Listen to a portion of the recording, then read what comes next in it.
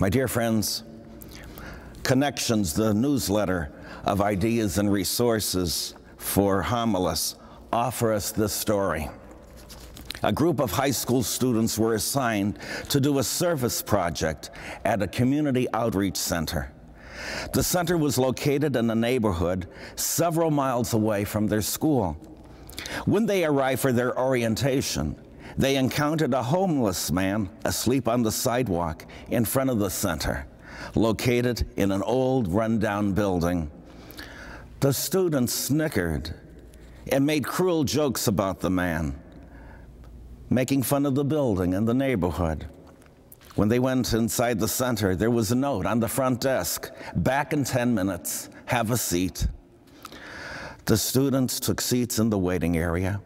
A few minutes later, the homeless man wandered into the center. The students smirked as he fixed himself a cup of coffee, but their whispers turned to stunned silence when the homeless man removed his shabby overcoat. Despite the worn sneakers he wore, the students recognized immediately that he was not a vagrant. "Welcome, I'm Tom Gallagher, the director of the center."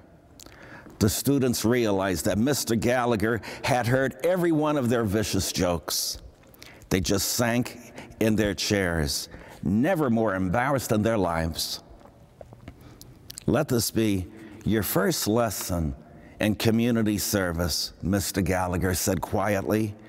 "You can't truly reach out to people if you judge them or make fun of them. A person's appearance has little to do with character. We are all human beings who will need the help of one another at some point in our lives." My dear friends, in today's gospel, Jesus asks both the woman's accusers and the woman herself to move beyond their standards and expectations, to go deeper than the rules and laws, to see beyond what is readily apparent. Mr. Gallagher admonishes the embarrassed students to do the same thing.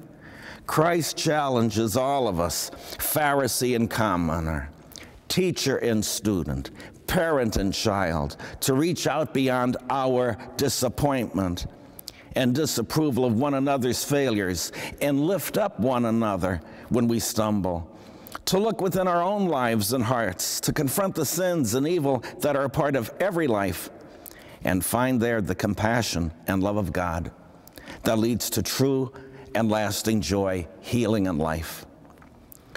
We cannot take on the demons of the world until we confront the demons in our own hearts.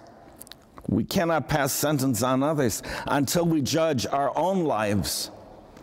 We cannot change what is beyond us until we repair what is broken within us. We cannot lift up the fallen until we realize that we too are fallen.